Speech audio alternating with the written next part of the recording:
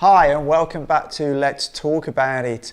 Over the last couple of days I've been doing videos on how I think these sanctions on Russia are going to affect economies. Yesterday my video was about how I think these sanctions will affect the global economy. And today I want to talk about how I think actually these sanctions were really not thought through, and how to some extent they are backfiring on Western economies, the countries that have imposed these sanctions. So we have seen oil prices today, they're around the mid 120s, 125, 126, and it seems as though they're going to remain high. We've seen petrol in the UK hit an average of £1.55 a litre. And there's certain talk that if this continues, they could hit as much as £2 a litre. And similarly in the US, there's certain people suggesting that they could hit, in certain states, $8 a gallon. Obviously, that feeds through to inflation because goods are transported primarily by road. And even if they are flown, jet fuel will increase. And it's starting to become obvious that the nations that impose these sanctions, which are primarily the US, EU, Japan, Korea, Australia maybe, didn't really think through the consequences. It's sort of slowly coming to light that the Federal Reserve in the US weren't even notified that these sanctions were going to be put in place. But one sort of telling factor is that there's now a panic to try and secure sort of shipments of oil. And we've seen this over the last 24 hours with the US approaching Iran and Venezuela. And apparently they're pushing to get this agreement signed with Iran over nuclear weapons, and they're also sending a delegation to Venezuela. Now, I find this absolutely unbelievable. You know, they've sanctioned these countries for years and years and years, yet all of a sudden they run to them to try and ask for help in solving a situation that they've created themselves. Now, there's a couple of things I'd mention from here. You know, even if Venezuela, which I don't think they will, decided to help the USA, it would take some considerable time for Venezuela to start pumping oil at the levels to replace anything close to what Russia are able to produce. And if we look at Iran, you know, Iran's capacity has pretty much all been bought by China. You know, contracts have been signed, so there would be very little spare oil from Iran that they will be able to ship into the world markets, because I say China have contracted pretty much most of that oil.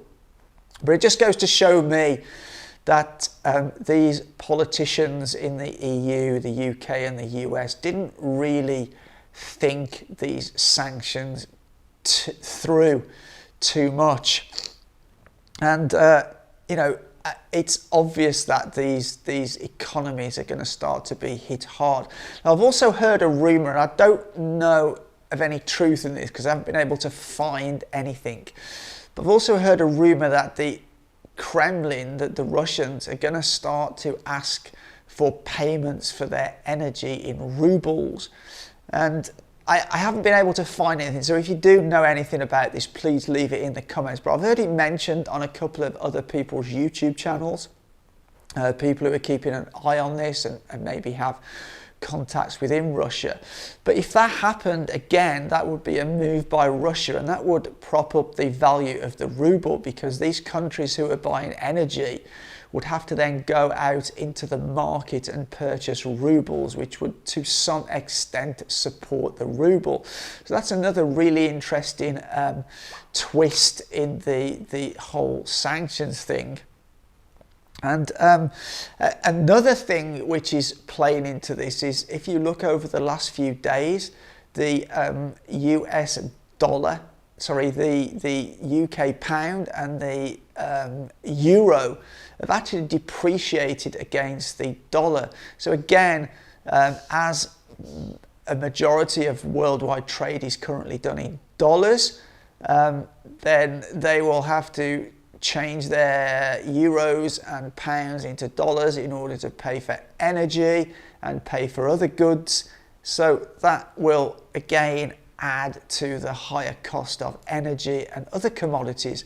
And then moving on to commodities, sort of Russia, Belarus and Ukraine, which are, for all intensive purposes, whether you like it or not, are pretty much under the control of the Kremlin at the moment. They supply a huge amount of the world's commodities. And we are already seeing that there have been a number of factories. I think Michelin have a factory in France which has been shut down. And I think there will be more and more factories that will have to be either limiting production or closing down temporarily, because there's going to be a massive shortage of raw materials. Russia are a huge player in the raw materials market, in agriculture, in metals, in gases, you know, in lots of things, and of course energy. So this is going to have a sort of big effect, and I really feel this shows the incompetence of many of these leaders in the EU, the UK and the US, that obviously they didn't think these sanctions through. They just rushed ahead in a race to try and look politically great applying these sanctions on Russia. And you know, my advice, if you rely on a heating oil which has absolutely skyrocketed, I think, my opinion is as energy becomes short in the market, this will continue to rise. So if you've got a tank that is emptying, I would go and get that tank topped up now, because I think the longer you wait, the higher the price will go. Anyway, that's my take on this situation. I personally think that Russia will weather the storm, and I think they're only just starting to look at the sanctions that they're going to impose on these unfriendly countries, which they made a list of yesterday. And I think that you know, we're starting to see the start of these sanctions by the US, Europe and other countries really starting to backfire on these countries. And I think there'll be some massive political ramifications for this in the not too distant future. Anyway, that's the end of this video. Let me know what your thoughts are about this in the comments down below. But as always, for now, take care.